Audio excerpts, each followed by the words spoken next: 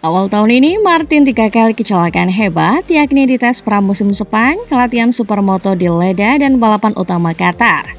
Akibatnya, ia mengalami patah tulang radius dan skapoid tangan kiri, 4 retak tulang kaki kiri, dan cedera otot rusuk kanan. Memar di dada kanan, pneumotoraks, serta 11 retak tulang rusuk. Sejak itu, tim dokter melarang pembalap Spanyol itu mengendarai motor demi fokus pada pemulihan cedera. Namun Martin sempat menghadiri Aprilia All Stars di Misano, Italia pada awal Juni dan berkendara selama 20 lap di atas motor RS660 dan RS V4. Martin kemudian menjalani pemeriksaan medis lanjutan di Rumah Sakit Universitas Texas Barcelona, Spanyol, Senin 30 Juni 2025. Meski pemulihan terus berjalan baik, Martin belum mendapatkan lampu hijau dari dokter untuk kembali balapan dalam MotoGP Jerman di sirkuit Sachsenring pada 11 hingga 13 Juli 2025. Meski begitu, Martin tampaknya sudah boleh latihan motor pada Kamis.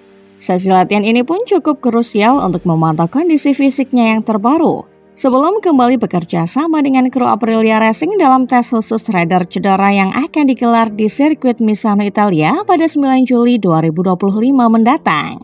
Martin pun membagikan momen sesi latihannya di Barcelona tersebut lewat Instagram. Ini pertama kalinya Martin mengendarai motor sejak kecelakaan di MotoGP Qatar pada pertengahan April lalu. Aprilia sendiri meninggalkan komentar untuk menyambut kembalinya sang pembalap. Sayangnya, meski bekerja secara profesional, Martin dan Aprilia masih berseteru atas polemik kontrak mereka, di mana Martin ingin hengkang akhir musim nanti walau masih terikat kontrak untuk musim 2026. Perkara ini bahkan berpotensi berlanjut ke pengadilan.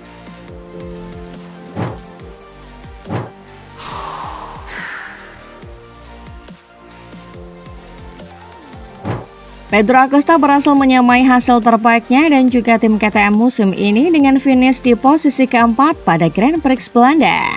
Ia mengungkapkan bahwa saat ini ia sedang aktif beradaptasi untuk mengubah gaya balapnya yang agresif saat mengerem agar lebih sesuai dengan sirkuit berkarakter mengalir seperti Asen. Acosta mengakui bahwa gaya balapnya yang secara alami sangat agresif saat mengerem memang bekerja dengan baik di sirkuit-sirkuit dengan banyak tikungan tajam stop and go. Namun menjadi kelemahan di lintasan yang lebih mengalir seperti Silverstone atau Mugello. Pembalap muda ini menjelaskan bahwa upaya untuk mengubah gaya balapnya sudah dimulai sejak tahun lalu. Tujuannya adalah agar ia tidak terlalu lambat di trek-trek mengalir seperti Silverstone atau Asen. Menurutnya, proses adaptasi ini berjalan dengan baik. Ia merasa lebih nyaman di sirkuit-sirkuit mengalir dan merasa performa motornya juga cukup baik. Meskipun ia sadar masih banyak hal yang perlu ditingkatkan. Mengenai perubahan spesifik yang dilakukannya, pembalap berusia 21 tahun ini menjelaskan bahwa ia berusaha untuk membalap dengan lebih halus.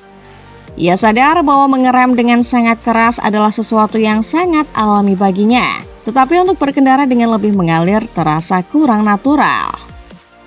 Untuk mengatasi ini, ia bahkan mengubah program latihannya di rumah agar lebih terbiasa dengan gaya balap yang lebih halus. Tujuannya adalah agar ia lebih sadar kapan harus mengerem keras dan kapan harus menggunakan gaya balap yang berbeda. Ia menambahkan bahwa timnya juga banyak membantu dengan menunjukkan apa saja kesalahannya dan bagaimana cara memperbaikinya. Evolusi gaya balap Acosta ini terjadi bersamaan dengan kedatangan Maverick Viñales ke tim Tech3. Yang terus menunjukkan betapa efektifnya gaya balap halus pada motor KTM RC16. Viñales sempat memimpin balapan di Qatar dan finish kedua, meskipun podiumnya dibatalkan karena pelanggaran tekanan ban. Sama seperti Acosta, hasil resmi terbaik Viñales musim ini juga finish di posisi keempat. Ketika ditanya mengenai pendekatannya terhadap motor KTM, Viñales berpendapat bahwa jika seorang pembalap tidak berkendara dengan halus, ia tidak akan bisa cepat. Oleh karena itu, ia merasa hanya mengikuti apa yang dibutuhkan oleh motor agar bisa melaju kencang, dan gaya tersebut memang sesuai dengan preferensinya. Viñales juga tidak yakin apakah ia sedang mengubah karakter motor RC16. Ia hanya merasa sedang mengikuti apa yang ia rasa bisa membuatnya lebih cepat, dan ia yakin masih ada ruang untuk perbaikan.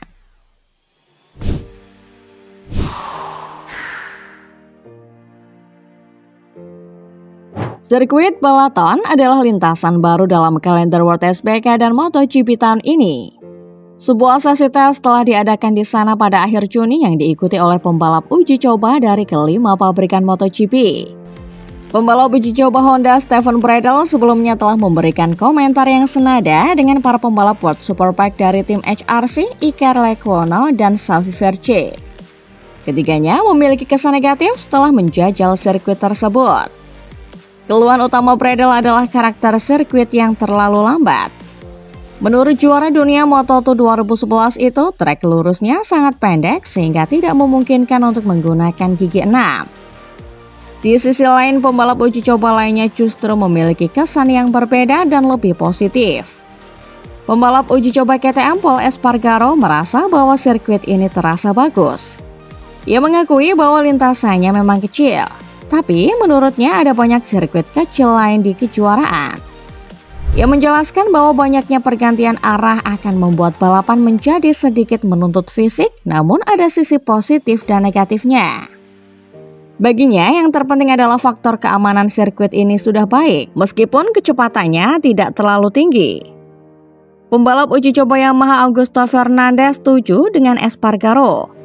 Ia berpendapat bahwa tata letaknya bagus dan menyebutnya sebagai sirkuit yang sangat teknis dengan banyak tikungan es. Meski lambat, ia merasa sirkuit ini cukup menyenangkan dan menuntut pembalap untuk bekerja keras mencari racing lane yang ideal. Ia yakin balapan yang bagus bisa tersaji di sini. Michel Pirro juga menyoroti karakter lambat sirkuit ini. Ia menggambarkan lintasannya tidak memiliki trek lurus yang panjang, melainkan dipenuhi tikungan-tikungan lambat dan banyak chikan lambat. Meskipun sangat teknis, ia mengaku menikmati proses belajar di sirkuit tersebut untuk mengumpulkan data bagi para insinyur. Sementara itu, pembalap uji coba utama Aprilia Lorenzo Savadori tidak bisa ikut serta dalam tes ini karena harus menggantikan Jorge Martin di seri Asen.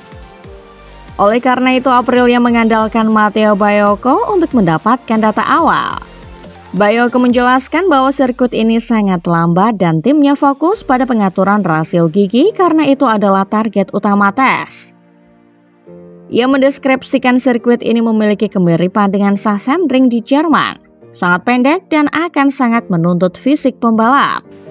Namun, ia yakin para pembalap MotoGP yang sangat cepat akan tetap bisa melaju kencang di sirkuit ini.